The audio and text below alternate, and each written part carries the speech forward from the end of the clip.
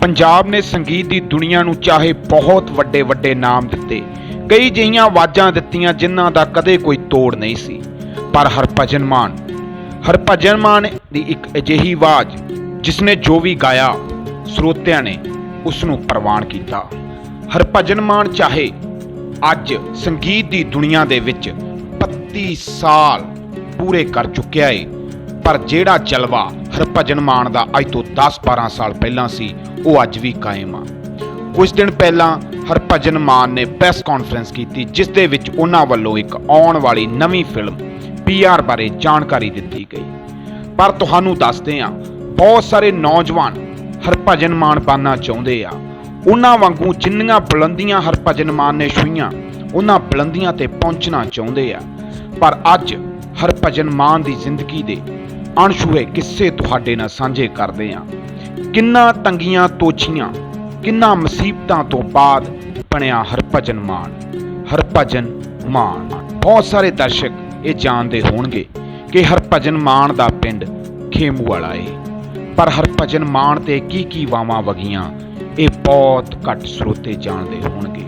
ਬਹੁਤ ਲੋਕਾਂ ਦੇ ਵਿਆਹਾਂ ਸ਼ਾਦੀਆਂ ਦੇ ਵਿੱਚ ਆ ਕੇ ਜਿਹੜੀਆਂ ਰੌਣਕਾਂ ਹਰਭਜਨ ਮਾਨ ਨੇ ਦੁੱਗਣੀਆਂ ਤਿੱਗਣੀਆਂ ਕੀਤੀਆਂ ਹੋਣਗੀਆਂ, ਪਰ ਕੀ ਕੁਝ ਦਰਦ ਆਪਣੇ ਵਿੱਚ ਸਮਾਈ ਫਿਰਦਾ ਏ ਹਰਭਜਨ ਮਾਨ, ਜਿਹੜਾ ਉਸਦੀ ਆਵਾਜ਼ ਤੋਂ ਵੀ ਸਮਝਿਆ ਜਾਂਦਾ ਏ, ਉਹ ਤੁਹਾਡੇ ਨਾਲ ਅੱਜ ਸਾਂਝਾ ਕਰਦੇ ਹਾਂ। ਹਰਭਜਨ ਮਾਨ ਦਾ ਜਨਮ 1965 ਈਸਵੀ ਦੇ ਵਿੱਚ ਹੋਇਆ। 7 ਸਾਲ ਦੀ ਉਮਰ ਸੀ ਹਰਭਜਨ ਮਾਨ ਦੀ ਜਦੋਂ ਹਰਭਜਨ ਮਾਨ ਦੀ ਮਾਤਾ ਦਲੀਪ ਕੌਰ ਇਸ ਦੁਨੀਆ ਨੂੰ ਛੱਡ ਕੇ ਚਲੀ ਗਈ। ਹਰਭਜਨ ਮਾਨ ਹੋਰੀ 7 ਭੈਣ ਭਰਾ ਸੀ, 4 ਭਰਾ ਤੇ 3 ਭੈਣਾਂ। ਵੱਡੀ ਭੈਣ ਨੇ ਮਾਂ ਵਾਲਾ ਫਰਜ਼ ਨਿਭਾਇਆ। ਹਰਭਜਨ ਮਾਨ ਦੀ ਵੱਡੀ ਭੈਣ ਕੈਨੇਡਾ ਦੇ ਵਿੱਚ ਸੀ। ਪਰਿਵਾਰ ਦਾ ਦੁੱਖ ਉਸ ਤੋਂ ਝੱਲਿਆ ਨਾ ਗਿਆ। ਹਰਭਜਨ ਮਾਨ ਦੀ ਭੈਣ ਨੇ 1980 ਦੇ ਵਿੱਚ ਪਰਿਵਾਰ ਸਮੇਤ ਹਰਭਜਨ ਮਾਨ ਨੂੰ ਸਾਰੇ ਪਰਿਵਾਰ ਦੇ ਨਾਲ ਕੈਨੇਡਾ ਬੁਲਾ ਲਿਆ। ਹਰਭਜਨ ਮਾਨ ਸ਼ੁਰੂ ਤੋਂ ਹੀ ਗਾਉਣ ਵਜਾਉਣ ਵਾਲੇ ਪਾਸੇ ਨੂੰ ਆਪਣਾ ਰੁਖ ਰੱਖਦਾ ਸੀ।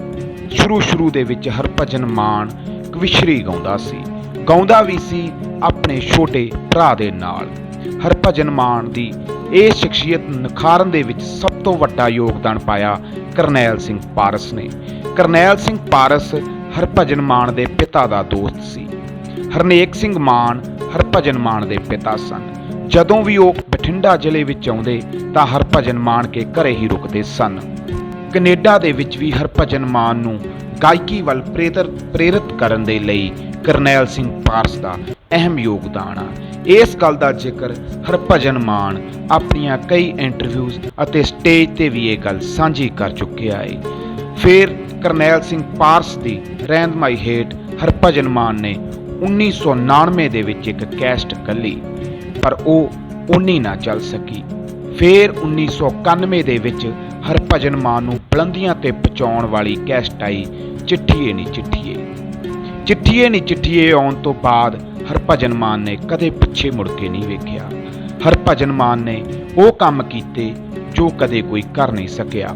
ਹਰਭਜਨ ਮਾਨ 2002 ਦੇ ਵਿੱਚ ਜੀ ਆਇਆਂ ਫਿਲਮ ਬਣਾਉਂਦਾ ਏ ਮਨਮੋਹਨ ਸਿੰਘ ਦੇ ਨਾਲ ਰਲ ਕੇ।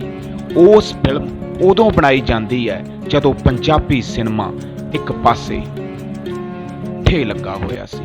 ਜੀ ਆਇਆਂ ਤੋਂ ਸ਼ੁਰੂਆਤ ਹੋਈ ਹਰਭਜਨ ਮਾਨ ਦੇ ਫਿਲਮੀ ਕੈਰੀਅਰ ਦੀ ਸ਼ੁਰੂਆਤ ਹੀ ਨਹੀਂ ਹੋਈ। ਹਰਭਜਨ ਮਾਨ ਇਕੱਲੇ ਦੀ ਪੰਜਾਬੀ ਸਿਨੇਮੇ ਨੂੰ ਮੁੜ ਤੋਂ ਜਿਉਂਦਾ ਕਰ ਦਿੱਤਾ ਹਰਭਜਨ ਮਾਨ ਦੀ ਜੀ ਆਇਆਂ ਨੇ। ਹੁਣ ਕਾਫੀ ਲੰਮੇ ਵਕਫੇ ਤੋਂ ਬਾਅਦ ਹਰਭਜਨ ਮਾਨ ਫਿਰ ਤੋਂ ਇੱਕ ਵੱਡੀ ਫਿਲਮ PR ਲੈ ਕੇ ਕਚਹਿਰੀ ਦਰਸ਼ਕਾਂ ਦੇ ਵਿੱਚ ਸ਼ਾਮਲ ਹੋਣ ਲਈ ਆ ਰਿਹਾ ਏ। ਹਰਭਜਨ ਮਾਨ ਦੇ ਪਰਿਵਾਰ ਬਾਰੇ ਗੱਲ ਕੀਤੀ ਜਾਵੇ ਤੇ ਹਰਭਜਨ ਮਾਨ ਦੇ ਪਰਿਵਾਰ ਦੇ ਵਿੱਚ ਉਸਦੇ 2 ਬੇਟੇ ਤੇ ਇੱਕ ਉਸਦੀ ਬੇਟੀ ਹੈ। ਹਰਭਜਨ ਮਾਨ ਦੀ ਕਈ ਲੋਕ ਆਖਦੇ ਆ ਕਿ ਬਲਵੰਤ ਸਿੰਘ ਰਾਮੂਵਾਲੀਏ ਦੇ ਨਾਲ ਕੀ ਰਿਸ਼ਤੇਦਾਰੀ ਹੈ। ਬਲਵੰਤ ਸਿੰਘ ਰਾਮੂਵਾਲੀਏ ਦੇ ਸਹੁਰਾ ਸਾਹਿਬ ਲੱਗਦੇ ਆ ਹਰਭਜਨ ਮਾਨ ਦੇ। ਹਰਭਜਨ ਮਾਨ ਦੇ ਲਵ ਮੈਰਿਜ ਹੋਈ ਸੀ ਕਿ ਅਰੇਂਜ ਮੈਰਿਜ, ਇਸ ਤੇ ਹਜੇ ਵੀ ਕਿਸੇ ਨੇ ਕੋਈ ਵੀ ਪਰਦਾ ਨਹੀਂ ਚੱਕਿਆ।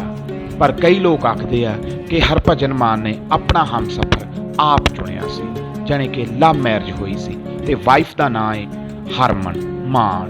ਸੋ ਇਹ ਸੀ ਹਰਭਜਨ ਮਾਨ ਦੀ ਜ਼ਿੰਦਗੀ ਦੀ ਉਹ ਕਿੱਸੇ ਜਿਹੜੇ ਦਰਸ਼ਕਾਂ ਨੇ ਹਜੇ ਤੱਕ ਨਹੀਂ ਸੁਣੇ ਸੀ। ਸੋ ਨਸੀਬ ਚਮਕਦੇ ਅਤੇ ਕਿਸਮਤ ਬਦਲਦੇ ਦੇਰ ਨਹੀਂ ਲੱਗਦੀ। ਮੁਸਲਮਾਨੀ ਰੂਹਾਨੀ ਅਤੇ ਕਾਲੇ ਇਲਮ ਦੇ ਮਾਹਿਰ ਗੁਰੂ ਜੀ ਸੁਲੇਮਾਨੀ 9915 15560 ਪਤਾ ਲੁਧਿਆਣਾ। ਚਮਤਕਾਰ ਹੁੰਦੇ ਦੇਖੋ ਆਪਣੀ ਅੱਖਾਂ ਸਾਹਮਣੇ। 100% ਗਰੰਟੀ ਨਾਲ ਪਾਓ ਹਰ ਪਰੇਸ਼ਾਨੀ ਦਾ ਹੱਲ। ਕਦੋਂ ਬਦਲੇਗੀ ਤਕਦੀਰ, ਸੱਚਾ ਪਿਆਰ ਮਿਲੇਗਾ ਜਾਂ ਨਹੀਂ? ਪਰੇਸ਼ਾਨੀ ਜਿਵੇਂ ਪਿਆਰ ਚ ਧੋਖਾ, ਲਵ ਮੈਰਿਜ, ਵਸ਼ੀਕਰਨ ਕਰਵਾਉਣਾ ਜਾਂ ਤੁੜਵਾਉਣਾ,